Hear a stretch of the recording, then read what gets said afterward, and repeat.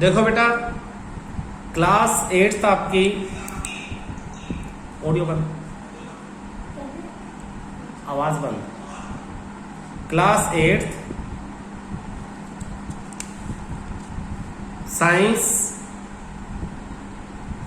Chapter 12 friction.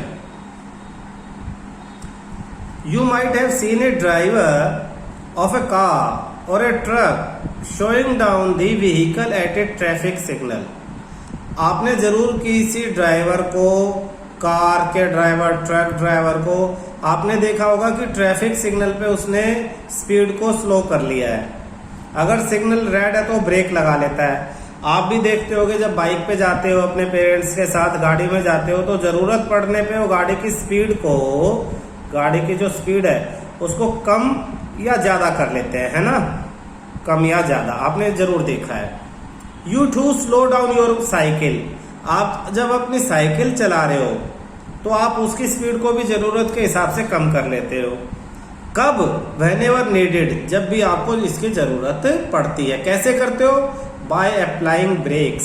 Simple language में आपने देखा कि भाई ट्रक ड्राइवर, कार ड्राइवर, पापा ने या आपने जब भी किसी व्हीकल्स की स्पीड को स्लो डाउन करने का सोचा, आपने ब्रेक्स अप्लाई कर दिए. ठीक है, you apply the brakes. Have you ever thought why vehicle slow down when brakes are applied? अब क्या आपने कभी सोचा है कि ब्रेक अप्लाई करने पे स्पीड कम कैसे हो जाती है? नॉट ओनली व्हीकल्स, सिर्फ व्हीकल्स की नहीं, किसी भी ऑब्जेक्ट की. मूविंग ओवर ए सरफेस, कोई भी ऑब्जेक्ट जब किसी सरफेस पे मूव करती है, किस सरफेस पे? किसी दूसरे ऑब्जेक्ट के सरफेस पे. Slow down when no external force is acting applied on it. मान लो ये पेन है, मैं रोल कर रहा हूं, देखो ये पेन आपकी नजरों के सामने से ऐसे रोल होते हुए गया, ये रुक गया, जबकि कोई फोर्स इस पे नहीं लगी ना, रोल होते हुए गया और रुक गया. तो मैंने फोर्स लगा के इसे रोल किया, तो ये रुका क्यों? इसके पीछे का जो कारण है वो अभी हम समझने की कोशिश करेंगे. ठीक है, कोई भी ऑब्जेक्ट जैसे ये पेन मूव करता है दूसरे ऑब्जेक्ट के सरफेस पे, यानी पेन पेपर के सरफेस पे मूव कर रहा है, तो इसकी स्पीड स्लो हो जाती है और फाइनली ये रुक भी जाता है बिना हाथ लगाए. तो कैसे रुक जाता है ये हम सीखेंगे. कब? आपने जब कोई भी एक्सटर्नल बाहर से फोर्स अपोजिट डायरेक्शन में नहीं लगाया रोकने के लिए, तब भी वो रुक गया. फाइनली इट स्टॉप्स, और लास्ट में रुक जाती है, बिल्कुल स्लो हो जाती है, फिर रुक जाती है. Have you not seen a moving ball on the ground? कह रहा आपने क्रिकेट खेलते हुए, फुटबॉल खेलते हुए जो है बॉल को जरूर देखा होगा कि बॉल जो है आपने फेंकी और अगर दूसरा प्लेयर बहुत दूर है तो ग्राउंड पे जाती है और लुढ़कते लुढ़कते लास्ट में जाके स्लो हो जाती है और रुक भी जाती है. ये कहता है कई बार अगर कभी आप स्लिप कर जाते हो, किससे? आपका पैर जब बनाना पील, केले के छिलके पे आ जाता है, जैसा नीचे डायग्राम में दिखाया हुआ है. ये डायग्राम देखो, डायग्राम में दिखाया भाई केले के छिलके पे पैर आया तो आप गिर गए. पूछता है ऐसा क्या हुआ? Why it is difficult to walk on a smooth and wet floor. बिल्कुल जो चिकना फर्श है या गीला फर्श है उस पर चलने में दिक्कत क्यों होती है? स्लिप होने का डर क्यों होता है? बनाना के जो पील है, बनाना पील, केले का छिलका, उस पर पैर रखने से आप स्लिप होके गिर क्यों जाते हैं? ये सब बातों के जो रीजन है वो अब आप इसमें जो है देखोगे. ठीक है, एक एक्टिविटी डिस्कस करते हैं हम. एक्टिविटी है 12.1, 12 चैप्टर है और फर्स्ट एक्टिविटी, इसलिए इसको लिख दिया 12.1. कहता है एक टेबल पे बुक रखो और उसे जेंटली, जेंटली मतलब धीरे से, यानी कि गुस्से में दूर फेंक दो, जेंटली धीरे से उसे पुश करो टेबल के ऊपर. You observe that it stops after moving for some distance.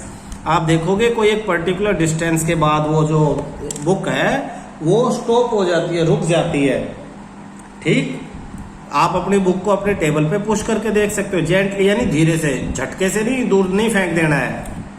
You observe that it stops after moving for some distance. Repeat this activity pushing the book from the opposite direction. अब दूसरी direction में push करके देखो activity को. Does the book stop this time? क्या अब भी book रुक जाती है? Can you think of an explanation? Can we say that a force must be acting on the book opposing the motion? अब देखो, अगर आपने ये बुक, जैसे ये बुक थी, आपने इसे पुश किया, ये आगे चली गई, अब यहां आ गई, आपने वापस पुश किया, वहां आ गई, और बिना वापस फोर्स लगाए ये रुक जाती है, तो हम सोच सकते हैं कि कोई अपोजिट डायरेक्शन में इस पे फोर्स लगी जिसने इसे रोक दिया।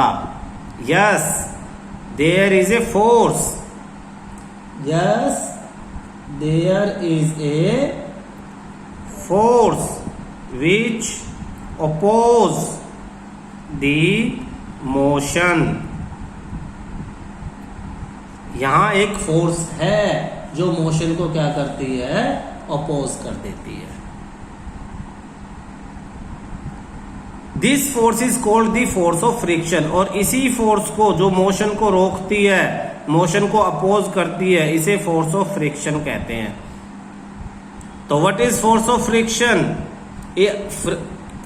ये अपोजिंग फोर्स हम यहां लिखते हैं। फ्रिक्शन है क्या? Friction, it is a force, it is a force which always oppose the relative motion of an object when it moves or try to move on the surface of other object। जब एक object move करती है या move करने की कोशिश करती है दूसरे ऑब्जेक्ट पे, तो उसके मोशन को, रिलेटिव मोशन, दोनों ऑब्जेक्ट के बीच के मोशन को जो फोर्स अपोज करती है उसी को फ्रिक्शन फोर्स कहते हैं। फोर्स ऑफ फ्रिक्शन पूरा लिख सकते हो, फोर्स ऑफ फ्रिक्शन, उसी को फोर्स ऑफ फ्रिक्शन कहेंगे। फ्रिक्शन फोर्स हमेशा, it always acts opposite to the direction of motion. ये लाइन लिख लो अच्छी तरह से। It always acts in the direction, in the opposite direction of motion, direction of motion. हमेशा ये मोशन के अपोजिट डायरेक्शन में काम करती है। अगर ये कोई ऑब्जेक्ट है, ये उधर मूव कर रही है, मोशन की डायरेक्शन ये है, तो फ्रिक्शन फोर्स की डायरेक्शन जो है हमेशा इसके अपोजिट काम करेगी। ये फ्रिक्शन फोर्स होगा F। फ्रिक्शन फोर्स हमेशा मोशन को अपोज ही करती है। ये अच्छी तरह से याद रखना बेटा, ठीक है। You saw that if you apply the force along the left, friction acts along the right। कहता अगर आप फोर्स लेफ्ट में अप्लाई करोगे, ये आपने फोर्स लगाया लेफ्ट में ऑब्जेक्ट पे, तो फ्रिक्शन उसके राइट में लगेगा। वही बात जो अभी हमने डिस्कस की कि friction always opposite to the applied force. जो फोर्स आप अप्लाई कर रहे हो उसके अपोजिट डायरेक्शन में फ्रिक्शन जनरेट हो जाता है। एक लाइन में तुम्हें लिखवाता हूं, ध्यान देना। Friction force is self adjusting force. Friction force is self adjusting force. बड़ी इंपॉर्टेंट लाइन है, इसका मीनिंग और समझने की कोशिश करना। It always adjusts according to the applied force. It always adjusts according to applied force। ये हमेशा अप्लाइड फोर्स के अकॉर्डिंग अपने आप को एडजस्ट कर लेती है, ठीक है। वो कैसे? एक बड़ी सी टेबल रखी है, बहुत हैवी टेबल है, बड़ी भारी टेबल है, और एक बच्चा इस टेबल पे उधर की तरफ फोर्स लगा रहा है अपने दोनों हाथों से। ये बड़ा कोशिश कर रहा है इसको धक्का लगाने की। बच्चा छोटा है, टेबल भारी है। बच्चे ने पहले थोड़ा सा फोर्स लगाया, बच्चे ने उस डायरेक्शन में, देखो बच्चे ने टेबल पे उस डायरेक्शन में थोड़ा सा फोर्स लगाया, अपोजिट डायरेक्शन में उतना ही सेम जितना उसने लगाया उतना ही फोर्स अपोजिट डायरेक्शन में फ्रिक्शन फोर्स जनरेट हो गया और टेबल के मोशन को उसने रोक दिया, टेबल ने मूव नहीं किया। फिर बच्चा फोर्स बढ़ाता है, फ्रिक्शन फोर्स भी बढ़ता है, बच्चा और फोर्स बढ़ाता, फ्रिक्शन फोर्स और बढ़ता है। तो मोशन स्टार्ट होने से पहले, बिफोर द मोशन स्टार्ट होने से पहले जो भी फ्रिक्शन फोर्स जनरेट हो रहा है, ध्यान से समझना, जो भी फ्रिक्शन फोर्स है उस टाइम उस फ्रिक्शन को हम स्टैटिक फ्रिक्शन कहते हैं। Static friction before motion, before actual motion. Friction तो अब भी है ना, तो ये स्टैटिक फ्रिक्शन क्या करता है, इट अपोज दी मोशन नहीं है तो किसको अपोज करेगा, ध्यान से समझना, इंटेलिजेंट बच्चे ध्यान रखेंगे इसे। It oppose the impending motion, impending motion, ये इम्पेंडिंग मोशन को अपोज करेगा। अब what is impending motion? Impending motion is the motion which takes place if there was no friction force. तो इम्पेंडिंग मोशन क्या है, इसकी डेफिनेशन समझो। Impending motion is a motion which took place if there was no frictional force। Meaning समझो इसे अच्छी तरह से, थोड़ी गहराई वाली बात है। इस टेबल में और फर्श के बीच में अगर बिल्कुल फ्रिक्शन ना होता, बिल्कुल फ्रिक्शन ना होता तो बच्चा थोड़ी सी फोर्स लगाता, टेबल आगे चली जाती। ये तो आपको पता है, कितनी भारी टेबल होती, कितना ही वजन होता, अगर फ्रिक्शन जीरो होता तो बच्चे के हल्के से फोर्स से ही टेबल चली जाती। सोचो स्पेस में हो, फ्रिक्शन जीरो, आप हल्की सी फोर्स लगाओगे, ऑब्जेक्ट मूव कर जाएगी, ठीक है। तो लेकिन फ्रिक्शन है इसलिए वो मोशन नहीं है। तो जो मोशन नहीं है किस वजह से नहीं है, फ्रिक्शन की वजह से नहीं है, उसी मोशन को इम्पेंडिंग मोशन कहते हैं। और इस इम्पेंडिंग मोशन को अपोज कौन कर रहा है, इसको स्टैटिक फ्रिक्शन कर रहा है। स्टैटिक मतलब रेस्ट। जब ऑब्जेक्ट रेस्ट पे है उस टाइम ऑब्जेक्ट जो फ्रिक्शन फोर्स प्रोड्यूस करते हैं उसे स्टैटिक फ्रिक्शन कहते हैं। इसकी अपनी एक हाईएस्ट लिमिट होती है, एक लिमिट तक ही ये अपोज कर सकता है। उस लिमिट के बाद बच्चा जोश आ जाए या अपने भाई को बुला ले साथ में और फिर धक्का लगाए, फोर्स और बढ़ा दे, तो अब ये ऑब्जेक्ट जो है ये मूव करना स्टार्ट कर देगी। अब मूव करते हुए भी ये फोर्स लगाएगी, ध्यान रखना, मूव करते हुए भी फ्रिक्शन जनरेट होगा। अब मोशन, फ्रिक्शन ड्यूरिंग मोशन उसे कहते हैं काइनेटिक फ्रिक्शन। अगला फ्रिक्शन बता रहा हूं, kinetic friction. Friction during motion, friction generated by object during motion। Motion के टाइम जो ऑब्जेक्ट फ्रिक्शन जनरेट करते हैं उसे काइनेटिक फ्रिक्शन कहते हैं। तो देखो स्टैटिक फ्रिक्शन और काइनेटिक फ्रिक्शन समझ में आया। स्टैटिक मतलब जब ऑब्जेक्ट रेस्ट पे थी तो जो फ्रिक्शन जनरेट हो रहा है, जो मोशन करने से रोक रहा है, उसको स्टैटिक फ्रिक्शन कहते हैं। और आपने बहुत ताकत लगाई, उसको ब्रेक कर दिया और अब आपके ऑब्जेक्ट मूव कर रही है, लेकिन अब भी फ्रिक्शन है, इसीलिए तो आपको फोर्स लगाना पड़ रहा है रेगुलर उसे आगे खींचने के लिए, तो उसे काइनेटिक मोशन ड्यूरिंग, ठीक है। अब इन दोनों के बीच में एक टाइम ऐसा था, इन दोनों के बीच में, किसके, स्टैटिक और काइनेटिक के, जब ऑब्जेक्ट जस्ट मूव करने वाली थी तो maximum static friction after which object start to move is called limiting friction. उसे कहते हैं लिमिटिंग फ्रिक्शन। उस मैक्सिमम स्टैटिक फ्रिक्शन जिसके बाद ऑब्जेक्ट मूव कर जाती है तो उसे लिमिटिंग फ्रिक्शन कहते हैं। ध्यान देना, limiting friction, maximum friction after which object start to move what is limiting friction? It is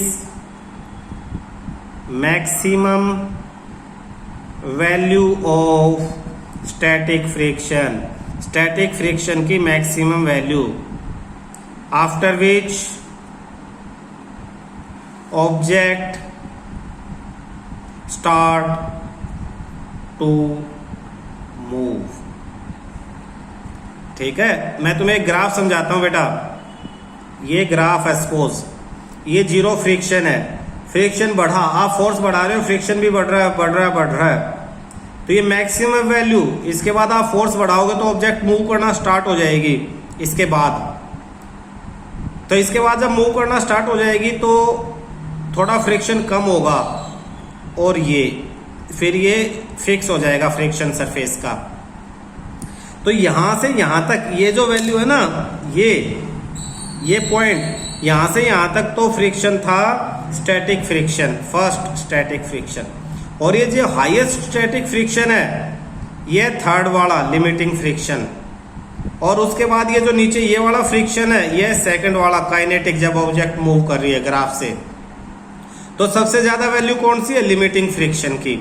आपने अगर किसी कार को धक्का लगाया होगा तो आप देखोगे स्टार्टिंग में फोर्स बड़ी ज्यादा लगानी पड़ती है, आपने धीरे धीरे फोर्स बढ़ाई, कार मूव नहीं की, और जोर लगाया, और जोर लगाया, बड़ा जोर लगा, कार मूव करने लगी, और एक बार जब कार मूव करने लग जाती तो आपको फिर ज्यादा धक्का नहीं लगाना पड़ता, ज्यादा ताकत नहीं लगानी पड़ती। क्यों? क्योंकि काइनेटिक फ्रिक्शन की वैल्यू लिमिटिंग फ्रिक्शन से कम होती है। Kinetic friction is less than limiting friction, ये ध्यान रखना। तो 3 तरह के फ्रिक्शन मैंने तुम्हें पढ़ा दिए, स्टैटिक फ्रिक्शन, काइनेटिक फ्रिक्शन और लिमिटिंग। जो बच्चा ये क्लास बार बार रिवाइज करके इन्हें याद कर लेगा और क्लास में टीचर को बताएगा, उसकी टीचर भी सोचेंगे ओहो बच्चा बड़ा होशियार है। ये ध्यान रखना, इंटेलिजेंस इन्हीं चीजों पर डिपेंड करती है जो लीक से हटके अपनी लाइन से आगे जाके खेलते हैं। ठीक है, ये नहीं कि बुक में जो शब्द लिखे उन्हें रट लिया। तो वापस हम टॉपिक पे आ जाते हैं। बुक में फ्रिक्शन हमने पूरा समझ लिया, बुक के अकॉर्डिंग देखते हैं बुक में और क्या क्या है, उसे पढ़ेंगे। तो ये कहता है you so that if the, अगर आप फोर्स लगाते हो राइट में तो फ्रिक्शन फोर्स जनरेट हो जाता है, लेफ्ट में अगर आप फोर्स लगाओगे लेफ्ट में तो फ्रिक्शन फोर्स जनरेट हो जाएगा राइट में। ये बातें बताने के पीछे ये बताना चाह रहा है कि फ्रिक्शन फोर्स और अप्लाइड फोर्स की डायरेक्शन जो है वो अपोजिट होती है, अपोजिट डायरेक्शन ऑलवेज। ये एक पॉइंट याद रख लेना। Friction force F, small f से मैं फ्रिक्शन फोर्स को शो करता हूं, फ्रिक्शनल फोर्स स्मॉल f, और F से मैं करता हूं अप्लाइड फोर्स, अप्लाइड फोर्स। तो दोनों की डायरेक्शन क्या है? अपोजिट होती है। तो the friction acts along the left direction. In both cases, force oppose the motion of the book.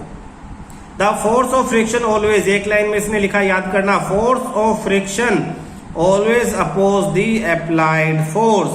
Friction force हमेशा applied force को oppose करेगा। In the above activity, the force of friction acts between surface of the book. Friction force कहाँ काम करता है? Question पूछ लेते हैं। Between the surface of the book and surface of table, दो ऑब्जेक्ट का जो सरफेस आपस में एक दूसरे के कांटेक्ट में आता है उस सरफेस पर ही फ्रिक्शन फोर्स काम करता है।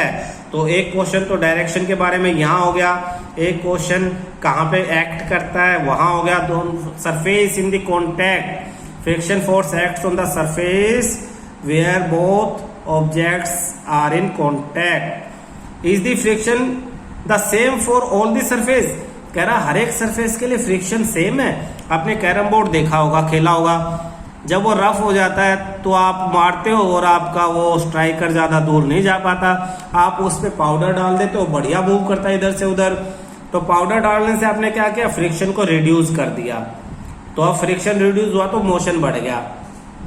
तो पूछ रहा है सेम होता है? बिल्कुल सेम नहीं होता, अलग अलग सरफेस पे फ्रिक्शन अलग अलग है। अगर आप अपने फर्श पे ऑयल डाल दो तो फ्रिक्शन कम हो जाएगा, फर्श को खोद दो, तोड़ दो तो फ्रिक्शन बढ़ जाएगा। यानी रफ सरफेस पे, जो रफ उबड़ खाबड़ सरफेस होता है उस पे फ्रिक्शन जो है वो फ्रिक्शन जो है वो ज्यादा होता है, सबको पता है, उस पे चीजों को धक्का लगाना मुश्किल है। लेकिन जो स्मूथ सरफेस है, स्मूथ सरफेस पे जो फ्रिक्शन है वो फ्रिक्शन जो है वो लेस, कम होता है। ठीक है। तो friction affecting factor affecting friction, अगला टॉपिक है कि कौन कौन से फैक्टर जो है उनके ऊपर फ्रिक्शन जो हमारा डिपेंड करता है। Tie a string around a brick, कह रहा है ईंट ले लो और उसके अराउंड एक धागा बांध लो। पुल दी ब्रिक, और लंबा सा बांध लो भाई, ऐसे करके लंबा, और उसे खींच ले जाओ ईंट को धागे से। Pull the brick by spring balance, कह रहा पुल करो, उठा लो स्प्रिंग बैलेंस से, लटका लो यहाँ पे ऐसे, स्प्रिंग बैलेंस लगाया। अच्छा ये क्या क्या, ये आइडिया देखना बड़ा बढ़िया आइडिया है। वैसे तो तुम्हें बिना स्प्रिंग बैलेंस के भी पता लग जाएगा, लेकिन क्या ये साइंस की बुक है तो ये साइंस के एक्सपेरिमेंट तो दिखाएगी। इसने कहा ये ईंट है, इस पे धागा बांध दिया, और इस धागे को, ये देखो डायग्राम में दिखाया हुआ है, इस धागे को, ये धागा है, और इस धागे को ये जो स्प्रिंग बैलेंस साइड वाले डायग्राम में दिखाया है ना, इस हुक में फंसा दिया, और हुक में फंसा के इधर से आप इसे खींच रहे हो इधर। तो जितना खींचोगे ना, जितना फोर्स लगेगा वो इस स्प्रिंग बैलेंस के इस, ये जो पॉइंटर है यहाँ पे पॉइंटर, इस पॉइंटर से ये नंबर लिखे हुए, इन नंबरों से पता लग जाएगा तुम्हें कि कितना फोर्स लग रहा है। समझ में आया? तो नोट हो गया। वैसे तो तुम्हें हाथ से भी पता लगेगा ज्यादा या कम, लेकिन यहाँ पे रिकॉर्ड हो जाएगा, आप लिख लोगे कि भाई कितना फोर्स लगा है नंबर के अकॉर्डिंग। जैसे वेट का पता लगता है ना, वेट और फोर्स सेम चीजें।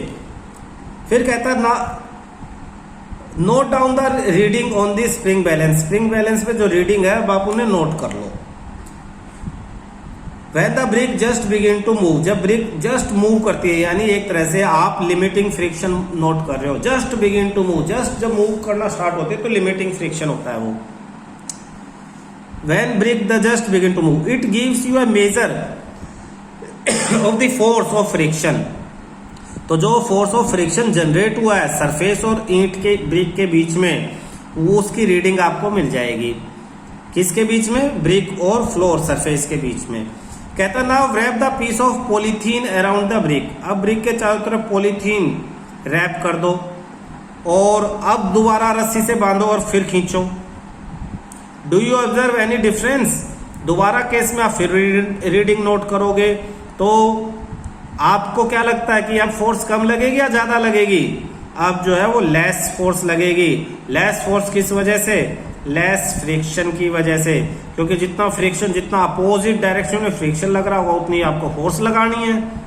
तो आप देखोगे दोबारा रीडिंग जब आप करोगे स्प्रिंग बैलेंस में, दोनों केसेस में, तो आपको पता लगेगा कि पॉलीथीन रैप करने के बाद कम रीडिंग आई है, फ्रिक्शन कम लगा है। क्यों? क्योंकि अब पॉलीथीन से सरफेस जो है वो स्मूथ हो गया, और स्मूथ सरफेस पे अभी अभी हमने पढ़ा फ्रिक्शन कम हो जाता है, यानी हमें उसे पुल करने के लिए कम फोर्स लगानी पड़ेगी। कहता है repeat this activity by wrapping a piece of jute bag. अब कह रहा है आपकी बार जूट का जो बैग है वो रैप कर दो। अब जूट का बैग तो रफ होता है, रफ होने की वजह से आपकी बार फ्रिक्शन आपका बढ़ जाएगा। रफ सरफेस पे फ्रिक्शन ज्यादा और स्मूथ सरफेस पे फ्रिक्शन कम। इस एक्टिविटी से ये बात हमें अभी पता लगी है, ठीक है ना। स्प्रिंग बैलेंस क्या है? आपने बचपन में पढ़ा, ये एक ऐसा डिवाइस है जो फोर्स को मेजर करने के काम आता है ऑब्जेक्ट के। अगर हम इस स्प्रिंग बैलेंस पे नीचे ऑब्जेक्ट हैंग करेंगे तो कितनी फोर्स लगाएगी इस पे, यानी उसका वेट इस पे जो है वो रीड कर सकते हो। It consist of coil spring, इसके अंदर है ना एक स्प्रिंग होता है ऐसे कॉइल वाला, और उसके ऊपर जो है उसके वो जितना खिंचता है उतना ये नीचे रीडिंग आती चली जाती है। तो जैसे ही आप इसके नीचे वेट लटकाओगे स्प्रिंग खुलेगा, और स्प्रिंग जितना खुलेगा उतनी रीडिंग आपको पता लग जाएगी। Which get stretched when the force is applied, जब फोर्स अप्लाई करोगे तो खिंच जाता है और रीडिंग पता लगती है। स्ट्रेचिंग और spring balance is measured by the pointer, ये वाला पॉइंटर जो मैंने यहाँ बताया था, ये मेजर करेगा कि वो कितना स्ट्रेच हुआ, उतना नंबर देख लोगे उतना फोर्स आपको पता लग जाएगा, ठीक है। The reading on the scale give the magnitude of force, इस ये जो साइड में है इसे स्केल बोलते हैं, इसके साइड जो नंबर लिखे हुए हैं उस पर जो रीडिंग आएगी वही आपको फोर्स के बारे में बता देगी। तो आज की क्लास यहीं तक रखते हैं। कल इसे अच्छी तरह से कॉपी में नोट करना और सारा टॉपिक जो है वो लर्न करना, समझना, जो डाउट है वो नेक्स्ट क्लास में हम दोबारा क्लियर